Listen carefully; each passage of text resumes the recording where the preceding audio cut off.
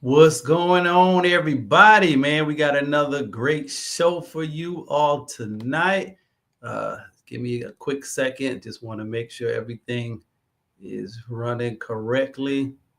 And we'll go ahead and get started, man. So what's going on, y'all? Happy Monday, TGIM. Welcome to the Work to Wellness to Wealth podcast. I am Gerard A. Anderson, your host and certified financial social worker, and I'm here to help you improve your financial health so you can live well, create wealth, and achieve financial independence. So don't forget to, for those of you who may be checking this out for the first time, don't forget to follow me. The podcast is now on Apple Podcasts. I'm on Spotify, iHeartRadio. I'm on YouTube or your favorite podcast player. So, man, we are spreading this message through every outlet that we possibly can. So, please, man, support, download, subscribe, comment, do all those great things. Let me know what your thoughts are, how you feeling about the content, and if you got any questions or anything that you would like to see me cover, please let me know. So I got an exciting episode, and I got a superstar guest, good friend, joining me tonight. And we're going to just address some questions. Here are a couple of things that I want you to think about to just kind of set the stage for what we're going to talk about tonight. So number one, have you ever thought about why you are where you are financially? So what are all of those behind the scene contributing factors that kind of influence where you are currently financially? That's number one. Number two is I want you to think about, if you are not happy with your current financial circumstances, what are you going to do about it? So would you just stay there? Or if you wanted to change it, do you even know where to start? So that's what we're going to talk about on today's episode. We're going to tackle these questions as we hit the topic, uncovering your hidden money story. So make sure you go and share, like, tell somebody that we're on, and we're about to jump into this. So I'm so excited to have a good friend and guest co-worker that I've known for a long time to join me tonight to dive into this subject. Miss Pamela Jemerson is going to be my special guest. But before I bring her out, y'all know what time it is. Let me do our financial disclaimer so nobody gets it twisted. So I nor my guests are financial advisors, and the content of this podcast is for educational and informational purposes only, and it does not constitute financial advice. Your financial situation is unique, so please do your research and consult with a qualified financial advisor who is familiar with your unique circumstances. I nor my guests, we are not responsible for any monetary losses or gains resulting from the use of this information provided in this podcast. So again, it's for educational purposes only. All right, let me bring out my special guest. Please welcome to the stage, Miss Pamela Jemerson is in the building. Hello. Pam, man, first let me say thank you for agreeing to be on the podcast. We go way back, man. How long have we known each other? Back in I joined 15 years plus, something like that. It's yeah. been a long time. Yeah, man. So man, and Pam has helped me through a lot of challenging times, man. So again, Pam, thank you for agreeing to being on here tonight. And I'm excited to just tap into your expertise as we kind of dig into some financial matters and just kind of help people figure out how to move the needle forward in their finances so we can get to living the life that we want to live. You know, that's what this whole thing is all about. Yes. So definitely, Pam, being that we know each other from swag, gotta say shout out to all of our swag folks. Hey, peeps. Yes.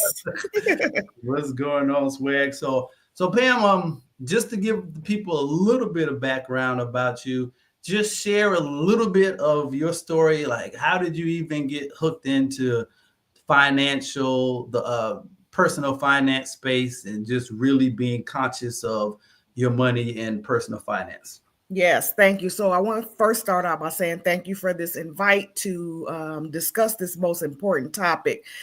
Finances is huge, and one of the things that I think that I realized early on is that we have to talk about it, and as a society, we have not always opened up the doors to allow people to discover where they're at and where to go and how to do things differently. So as a social worker, when I became aware of this financial social work program, which was like a wellness program for social work professionals to be able to help people look at the behaviors and the actions and the thoughts behind their money to help them improve their money, of course, became very intriguing to me. And so, as you did, I also went through that certification process to learn more, to gain that certification, to be able to give that information, especially to our community of social workers. You know, we're always kind of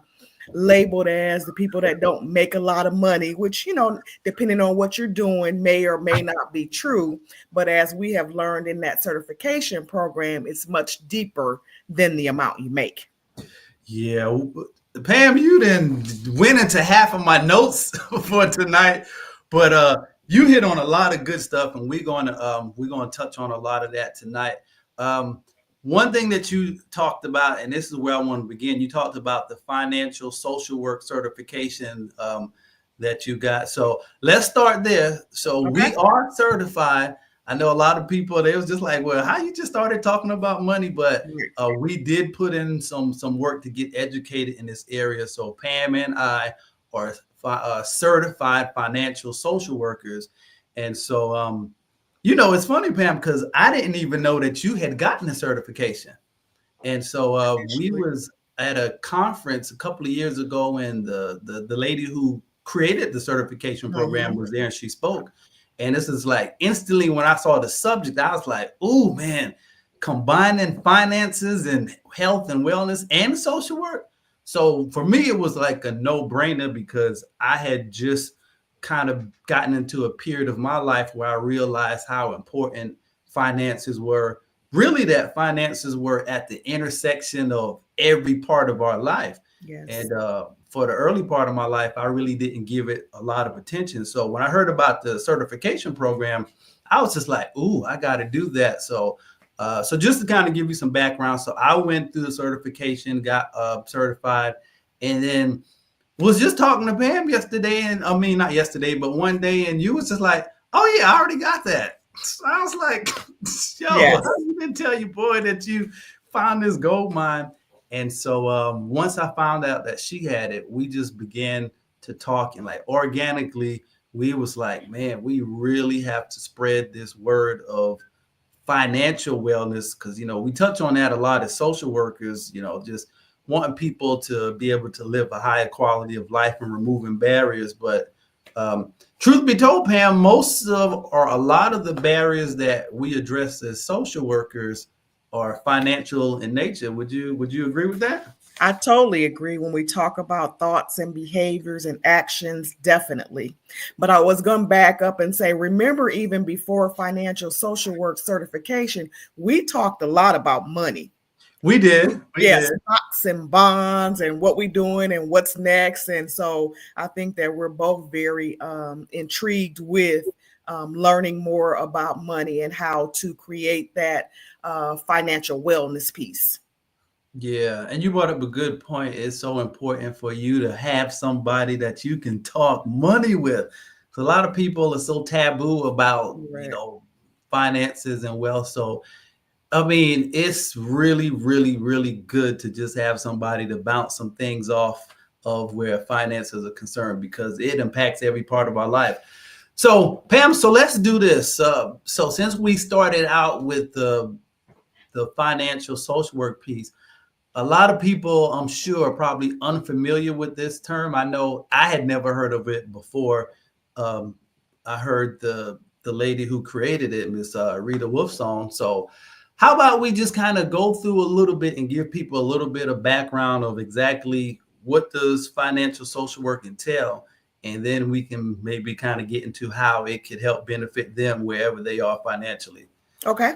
All right. So I just jotted down a couple of points. These are what I would say are the main tenets of the financial social work framework. And Pam, feel free to kind of give your 2 cents on Okay. any one of these points. As a matter of fact, I'll kind of stop and let you add whatever you want to. But the first thing is that financial social work, it emphasizes financial health and wellness. And I Mhm. love that because a lot of Mhm. times we just about getting the bag, and a lot of people work themselves in the ground trying to get the bag, but what good is the bag if you're not healthy, if you're not well? So it emphasizes financial health and wellness, which looks at money as a source of empowerment to be used, now get this, looking at money as a source of empowerment to be used to help maximize your physical, mental, emotional, and social well-being. Now, Pam, have you ever heard anyone define the purpose of finances as a means to maximize your physical, mental, emotional, and social well-being? No, that's social work stuff. That's sociology kind of stuff. We don't talk about that when we talk about finances. As a matter of fact, again, as I stated, finances is not really a topic that we like to talk about. It's kind of taboo. So when you look at that health and wellness piece, it seems like that would be like the initial stages to be able to do things properly. One thought that when you said that, I was thinking about lottery winners and Mm, how they get all of this money and they're broke very soon because again those thoughts, behaviors, that health and wellness piece has not happened for them, so they're just kind of going through life not knowing what to do, how to do. So I think that this is the important piece, that we educate and continue to educate people about how to get to that healthy place. man, that's good. That's good. And even when I was trying to think of the name of this podcast, I know we talked about money and wealth, but I didn't want people to think that it was just about money and wealth. Um, and then I also wanted to highlight the point that, you know, you don't have to necessarily leave your job to have conversations and to be working to put yourself in a position to be wealthy.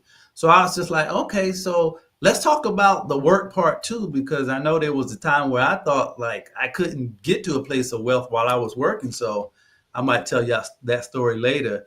And then in the middle of that, it was like, okay, but you can't forget the wellness piece, because a lot of people, we've been sold on the importance of work, and a lot of people want to be financially independent, but in the midst of all of that, we've lost the message, or we never truly discovered the importance of being well while you're working.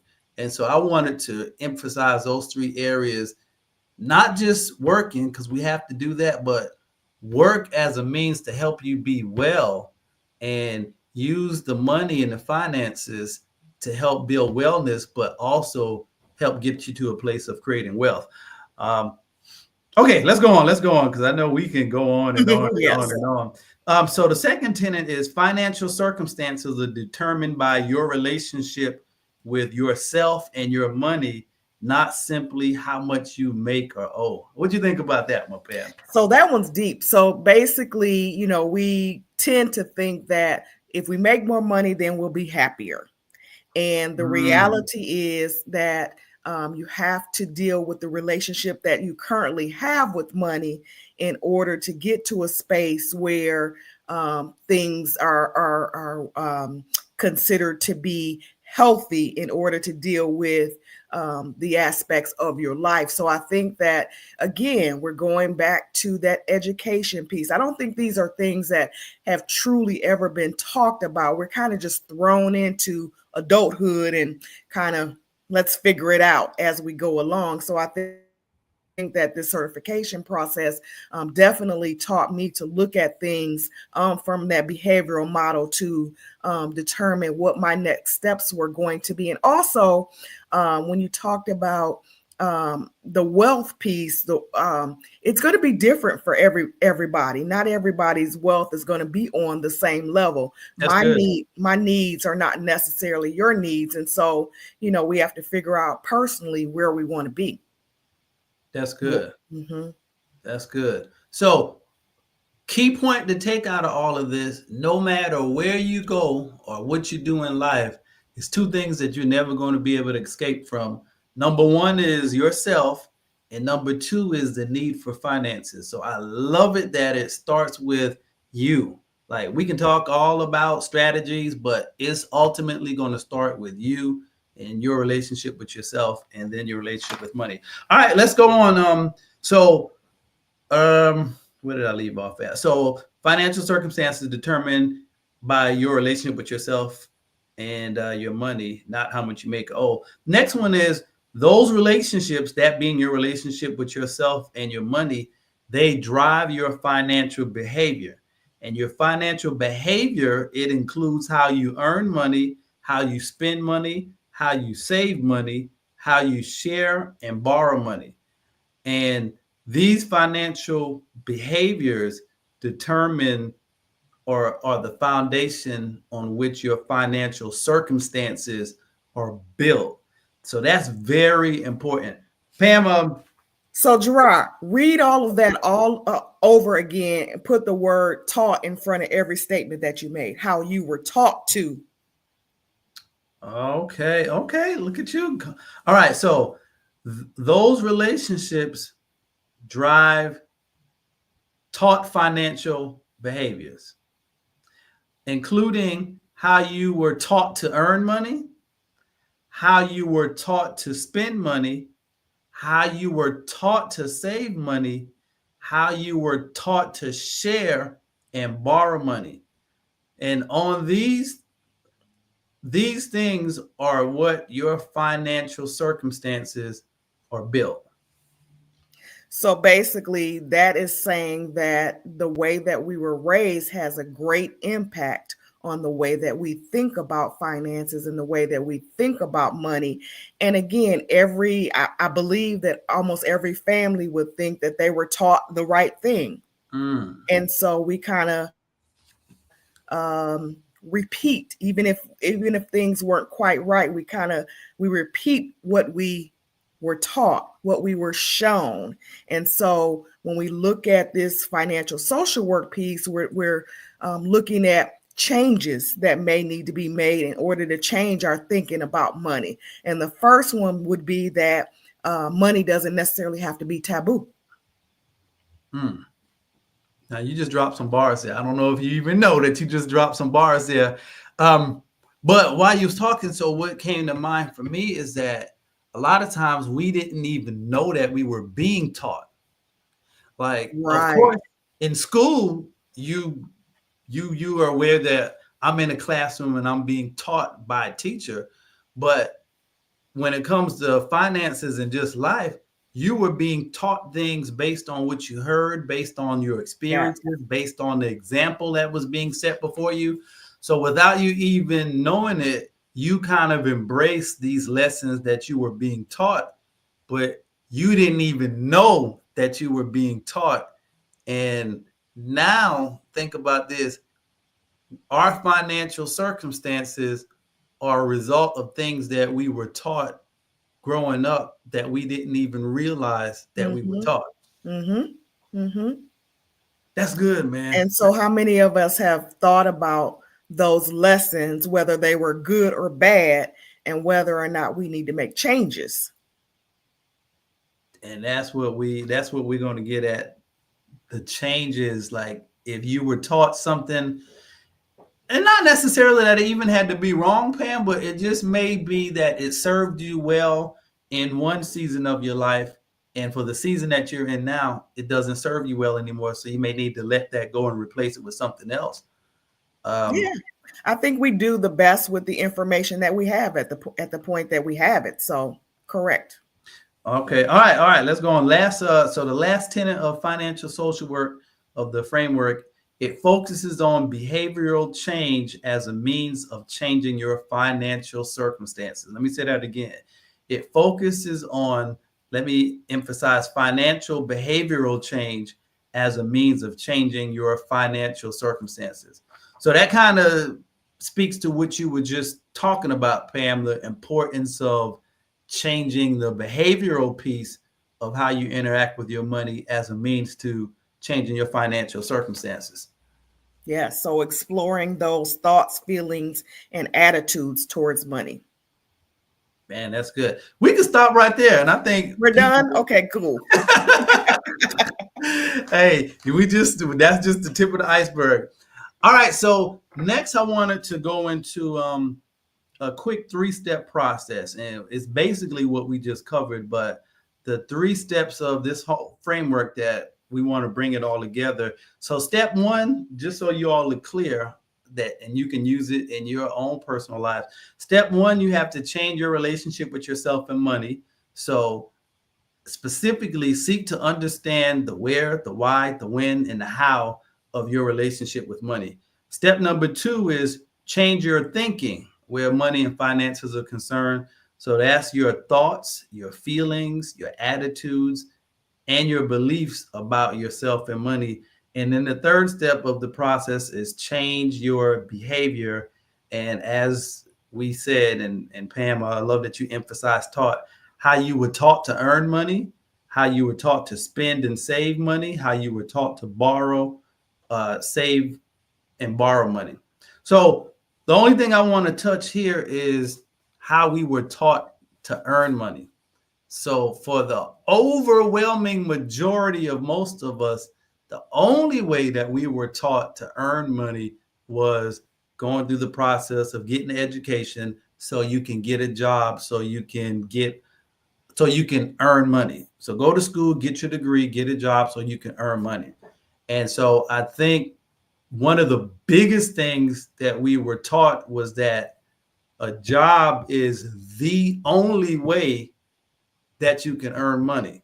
And that's simply just not true. But if you weren't taught anything else, and I think, Pam, this is where a lot of people struggle at, you can only default on what you know. Mm-hmm. And so if I need more money and I was only taught to earn money through a job, guess what's the first thing I'm going to do if I need more money? Mm-hmm. Go and try to find me another job. Mm-hmm. And I think that's what keeps us limited a whole lot of times. So it's going to be a lot of things that you're going to have to reconsider that you maybe have been taught your whole life. A lot of things that you're going to have to unlearn and relearn. Okay, so Pam, let's jump into behavioral change. So if you change your financial habits and behavior, you can transform your financial circumstances. Now, Pam, do you think that's an oversimplification? If you change your financial habits and behavior, you can transform your financial circumstances. Because a lot of people may think, well, you don't know my circumstances, and it's not that easy just to say I'm going to change your behavior and expect things to change. So do you think that it's that simple? I think it is, but I don't think it's something that's the statement is simple. It's not something simple to do because you have to identify and address those unconscious barriers. Ooh. So you've got to be willing to put in a little work to say, again, what have I been taught? What changes do I need to make? What behaviors have I exhibited? And how can I progress into actual wellness? So the thought process is going to be a big part of your willingness to make those changes. And this may be another whole episode that you touched on the unconscious or subconscious part. So there are aspects of our belief system about money on the inside of us that are even beyond our conscious awareness because they were planted in there when we were young children, even infants sometimes. And unbeknownst to us, those subconscious thoughts are pretty much running the show of a lot of the behaviors and the habits that we've developed about money. So if I'm hearing you right, Pam, until we really go down on that deeper level and address those thoughts and those subconscious programmings, you can want to change as much as you want. But if I'm hearing you right, until we tap into the subconscious, the thoughts, the attitudes, and the feelings, it's really going to be hard for you to change your financial circumstances. That's correct. I'm not necessarily impossible, but it's going to make it a lot more difficult to change those circumstances. Mm.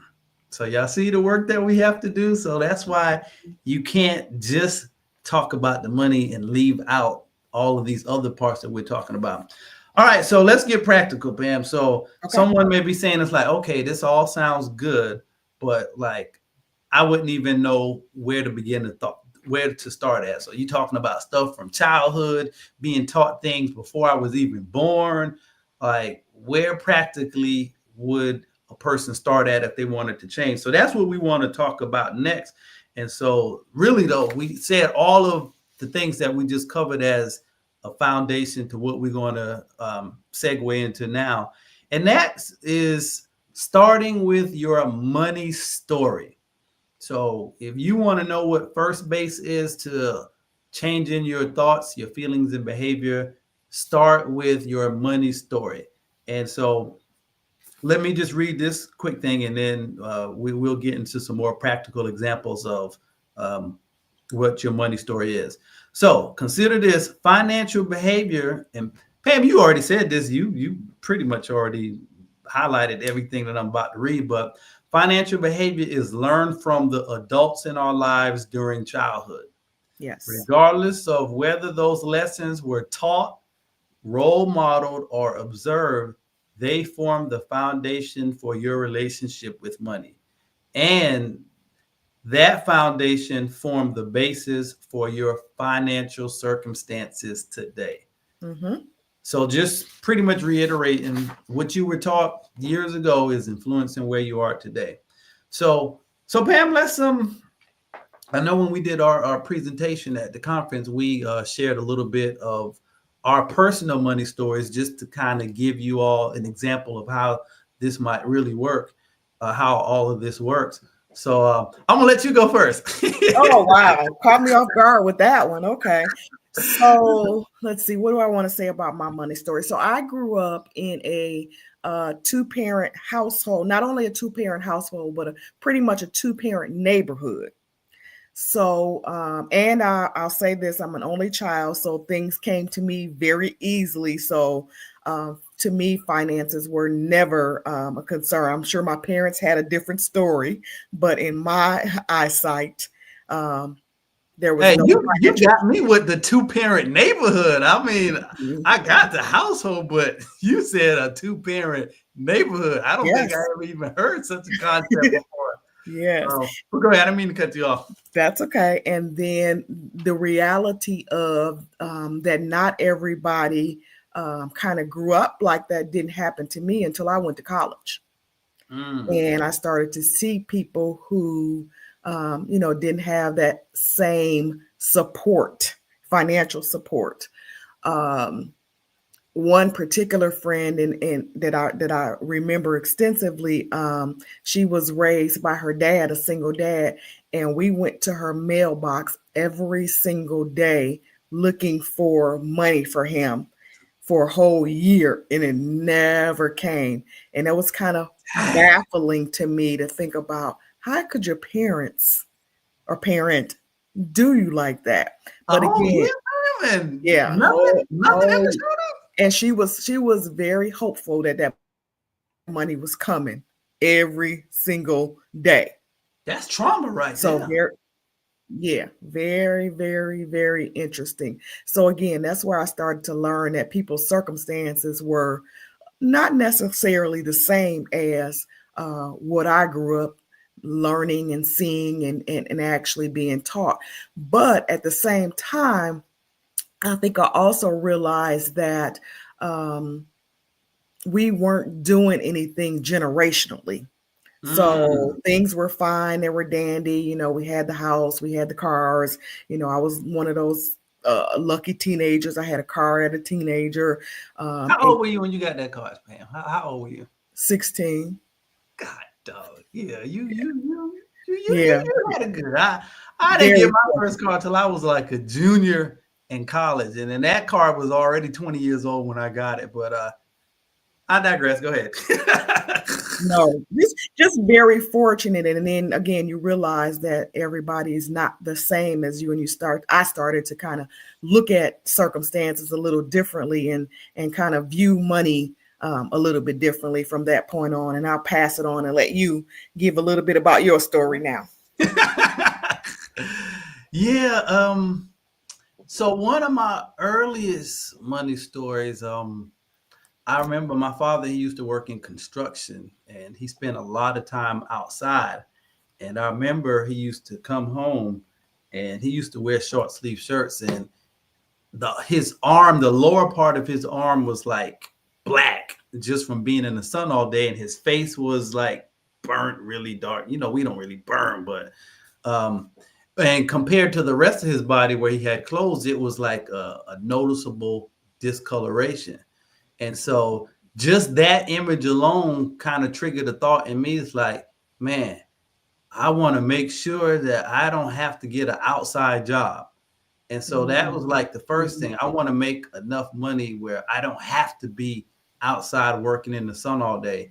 And then I remember that he used to wake up 4 o'clock every morning to go to work. And just even that is just like every day for the majority of a year. Imagine having to wake up 4 o'clock in the morning to go to work before the sun is even up. And so that was another thing that I was like, I don't want to have to work my whole life waking up like at an alarm clock my whole life at 4 o'clock. I just said 4 o'clock in the morning. So I think those were some initial seeds. And then as I progressed on, another significant money story for me was, my mom was a educator, so I went to college and got the master's degree and did all of that, and then I got my first job in as a school social worker. And I was excited about that because it's like I was following this blueprint, man. And somehow, Pam, we just thought we was going to end up rich. Like Correct. you just go to school and Yes. get your degree, you're gonna get buku money, and one day you just gonna wake up a millionaire. So that was the thought that I had. And so what ended up happening, I got a job where I did an internship at, and I was just so happy to get a job because they offered me a job after I did the internship. I didn't even ask them how much I was going to be making. And so, Been there, done that. just so happy. Oh, I can check this off the list. I got a job. So, with a master's degree, I did my research. I was expecting to make at least about $45,000, $40,000 to $45,000. Pam, man, when I got my first paycheck, no, when I finally got around to checking my salary, I was getting $23,000 a year Ooh. with a master's degree because of how they paid social workers in that particular state. So I was just like, wait a minute. Y'all realize I did finish the degree, right? I'm not still working on it. And they was just like, nope, Gerard, that's what they pay social workers in this state. So that was a big blow to me. So I think right there, that triggered something in me that I'm going to have to do something different if I want to even have a remote opportunity of living the life I want to live.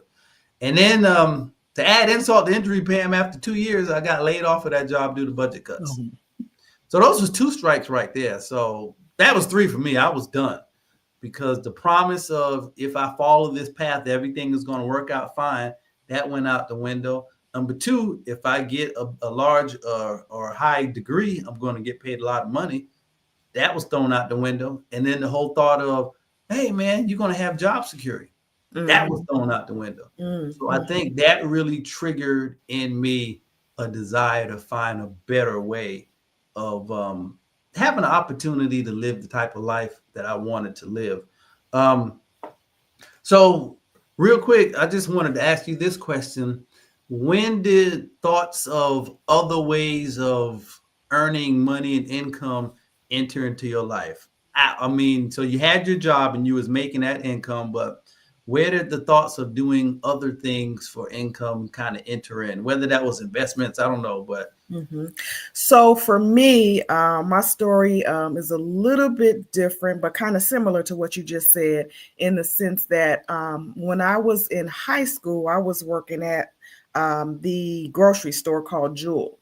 And at that time, I had made it up to, I started in my junior year. So I did junior and senior year, and I had made it up to an assistant manager. And Okay. then again, but programming told me that I had to go to college. Ah. So I quit that job and went to college and came back from college making less money than I made as the assistant manager, which blew me. Okay, you didn't tell me that part. Okay, so assistant manager making this much, went to college, got your degree, got your That was education, the bachelor's, yes. ended up making less than that. Yes. Oh, Pam, now that's So, big because they promised us that promise was just like if you go through and get this degree, you're gonna make good money. mhm. Not necessarily true. Oh, go ahead. I didn't mean to cut you But off. no, that's fine. But what's good money? Mm. Again, different for me and different for you. You know what I mean? So that's always, yeah. So that made me say, I got to do something different. So that's when I became interested in learning more about money. And remember, I talked about as far as my parents, I never knew of any financial concerns or issues because it wasn't something that was talked about with a child. Oh, So there could have been, but I didn't know of any. So there wasn't a lot of education for me on money. Again, as the only child, I was just getting what I wanted each and every time. So life was good. so even in that though, but there weren't any discussions, intentional conversations about money. Mm-mm. Man, I think that's that important, was right? considered grown folk stuff. How about that, man? Something that's so important was considered something that grown folks talked about only. Hmm. So y'all see how we have all of these things floating around in our mind and our belief system that could be holding us back financially. Pam, I don't know if you remember when we did our session together. We had one of our participants who said that their family just never talked about money.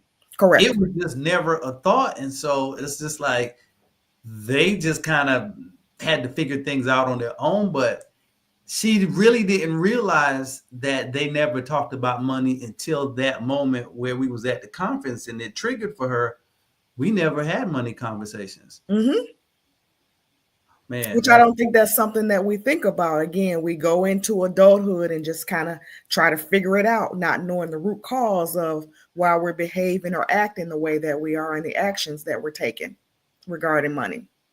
Man, that's good. And something else that you said that really hit me is just like you have to figure out what you want. Like what works for you? What's a lot of money for you? I'll tell you this and we'll move on. So I was teaching a workshop seminar to some guys that are mentors, a mentoring program that I'm a part of. And so I was talking about, finances and budgeting and, how much money do you want to make in your life? And so one of the guys, he was a high schooler. He's like, he wants a lot of money. So I was like, okay, well, that's cool. I asked him, I said, how much is a lot of money? Hmm. He said, oh, maybe about $10,000 a year. Ooh, His okay. brother looked at him. He's like, man, what you talking about? That ain't no money.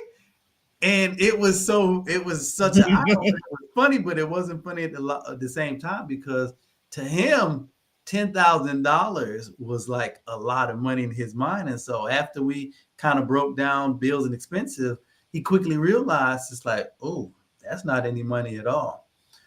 So we just want to say to you, you have to first base is just get clear on what you want. What's required for you to live the type of lifestyle that you want to live for your family or whatever the case may be. And then after that, we can then start figuring out what's the path to get there. What are some of the limitations in your thinking that we have to address? And that's what this whole financial social work curriculum is about. It's really helping you to get clear, number one, on what you want for yourself and your family financially. But then we have to figure out like what are the programmings and the roadblocks and the limiting beliefs that could keep you from getting there. All right, Pam. So we're getting ready to wrap up, but So what we want you to do, if you're watching this, whether it's live or on the replay, we want you to go and start thinking, what are some of the money stories that you encountered growing up that shaped your beliefs about money? So I'm going to read 5 questions, and we want you all to go and really think about these questions and answer them. So number one is like, who or what influenced your thoughts, behaviors, and beliefs the most concerning money as you were growing up? So think about who those people were. Like like we talked about the person in our workshop. They didn't talk about money in her household, so maybe it wasn't her parents as a result of conversation, but then it could have been her parents just watching how they handled money, or the experiences they had where money was concerned. Question number two is, what were the main messages you received about money? So the some of the common ones, money doesn't grow on trees, and you got to work 3 times as hard just to get the same as other folks get. And so just want you to be conscious of what were those messages that you heard growing up that maybe you carry with you even to this day. Number three is, which of your childhood money messages do you still carry with you today? Number four, which one experience had a significant impact on your thoughts and your behaviors around money? And then number five, what money beliefs did you hold as a child that you need to let go of as an adult? Um, Pam, talk about that real quick, and then we'll get ready to wrap up. But why might it be necessary to let go of some money beliefs that you had growing up as a child or a teen, but it may be necessary to let it go as an adult? Well, when you first said that, I was thinking about the thing about the money subject being taboo. So we need to talk about it. We Mm. need to be comfortable in talking to someone. Now, that's not something you go up to a stranger or, your coworkers and talk to you about your money situations, but is there some person that you can feel comfortable with to have a deep dive conversation about those thoughts and beliefs? Because again, bouncing stuff off of other people is always going to be more productive than trying to do it by yourself. And then when you think about those past money stories, you want to look at them to see if that's working for you. And if not, what behaviors, what changes, what attitudes can you create to write a different money chapter for Ooh, your no, life? Yeah, yeah. that's the word for tonight. It's time for you to write a new money chapter for your life. That right there is good, Pam. That might be a book right there. It's time for you to write a new money chapter for your life. And this is something that just hit me when you was talking. Man, how many of us are holding on to things that are no longer working in our lives? Yes. It's not even above not working, it's holding you back. Mm-hmm. And we hold on to it because that's the only thing that we know, or that's how my mama, my grandma, big mama them did it. And it's so crazy. Everything in society is changing, technology is changing, everything is constantly shifting. So how much more do you need to shift your thoughts and your beliefs to keep up with the pace of changes in the world that we're living in today, versus holding on to something that you learned back in the that was sweet in the 80s, but baby girl, we in the 2020s now. So you're gonna have to develop some new ways of thinking and some new ways of doing some things. Man, Pam, that was good. That was Financial good. healing, that's what we're about. That's what we're about: Mhm. financial health and healing. So Pam, let's transition a little bit. So you got some things that you've been working on. So we have a lot of tools that we try to use to help bridge the gap for people's financial literacy and just your goals of where you are to where you want to be. So you have this product, and I love it. When you showed it to me, I was like, "Ooh, this is going to help a lot of people." It's called PJ's Financial and important document checklist. So tell us a little bit about this document and how it can help people on their financial journey. So, in another instance in my life, I had the opportunity to be the executor of an estate, and I learned a lot through that.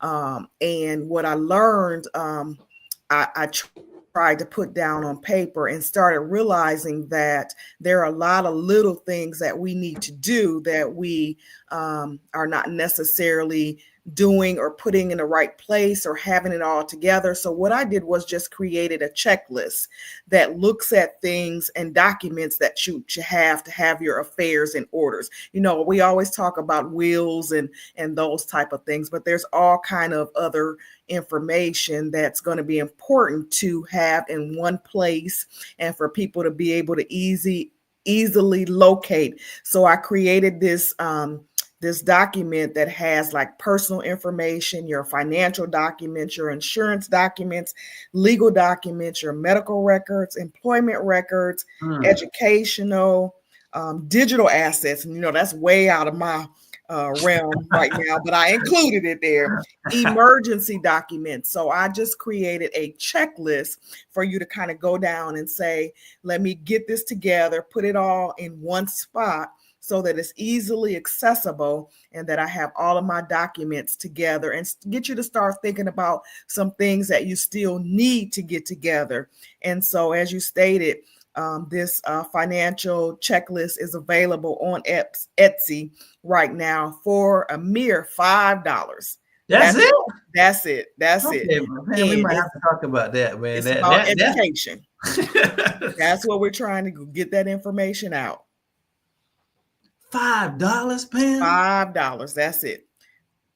That's all. Okay. You can't even buy Starbucks for $5 anymore. So listen, y'all need to put your hands on this document. And so the address to get it, the web address is on the ticker below. But I'm gonna tell you why this is so important. And Pam, you mentioned estate planning, and I'll just give the most recent example. Not most recent, but there's a lot of people who leave this earth and they don't have these documents in place.